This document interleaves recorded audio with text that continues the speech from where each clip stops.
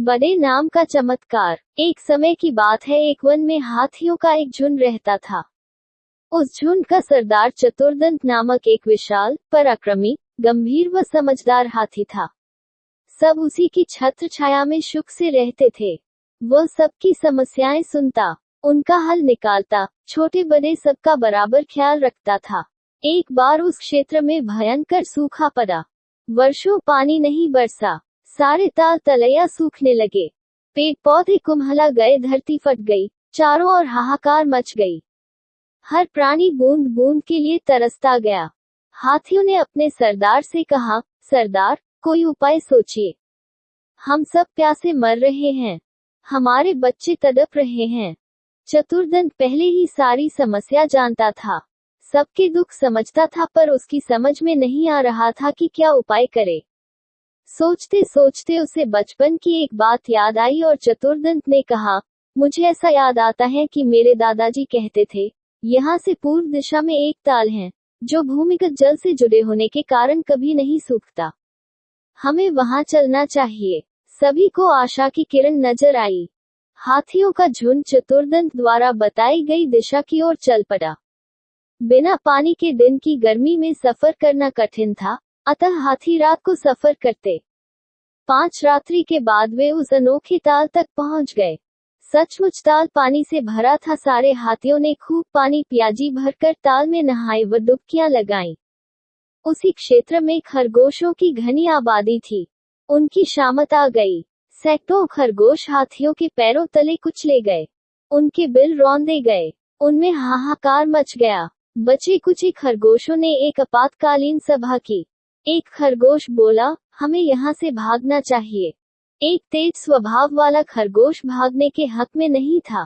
उसने कहा, हमें अक्ल से काम लेना चाहिए। हाथी अंधविश्वासी होते हैं। हम उन्हें कहेंगे कि हम चंद्रवंशी हैं। तुम्हारे द्वारा किए खरगोश संहार से हमारे देव चंद्रमा रुष्ट हैं। यदि तुम यहाँ से नहीं गए तो चंद्रदेव तुम्हें विनाश का श्राप देंगे। एक अन्य खरगोश ने उसका समर्थन किया, चतुर ठीक कहता है। उसकी बात हमें माननी चाहिए। लंबकर्ण खरगोश को हम अपना दूत बनाकर चतुर्दंत के पास भेजेंगे। इस प्रस्ताव पर सब सहमत हो गए। लंबकर्ण एक बहुत चतुर खरगोश था। सारे खरगोश समाज में उसकी चतुराई की धाक थी। बातें बनाना भी उसे खूब आता था।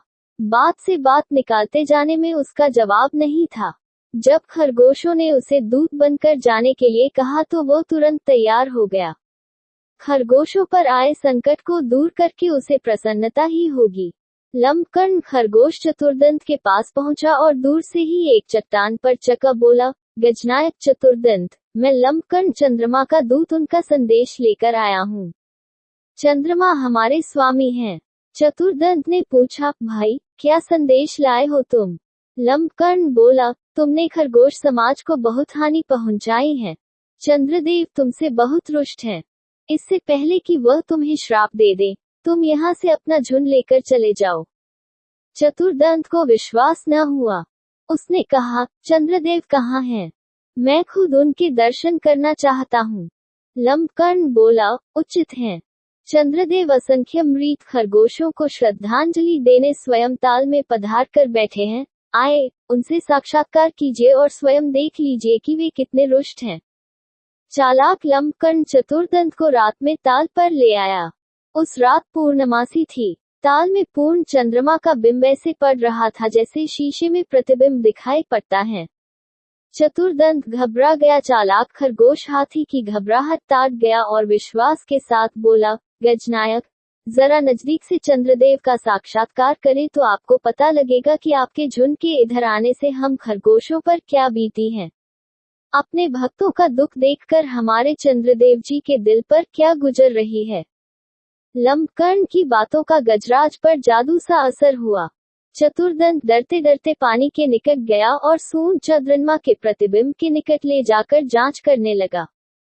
सून पानी के निकट पहुंचने पर सून से निकली हवा से पानी में हलचल हुई और चंद्रमा ला प्रतिबिंब कई भागों में बंट गया और विकीत हो गया। ये देखते ही चतुर्दंत के होश उड़ गए। वह हड़बड़ाकर कई कदम पीछे हट गया। लंबकर्ण तो इसी बात की ताक में था।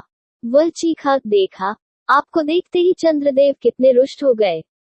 वह क्रोध से कांप रहे हैं और गुस्से से फट रहे हैं। आप अपनी खैर चाहते हैं तो अपने झुंड के समेत यहाँ से शीघ्र प्रस्थान करें, वरना चंद्रदेव पता नहीं क्या श्राप दे दें। चतुर्दंत तुरंत अपने झुंड के पास लौट गया और सबको सलाह दी कि उनका यहाँ से तुरंत प्रस्थान करना ही उचित होगा। अपने सरदार के आदेश को मानकर हाथियों का झुंड लौट गया।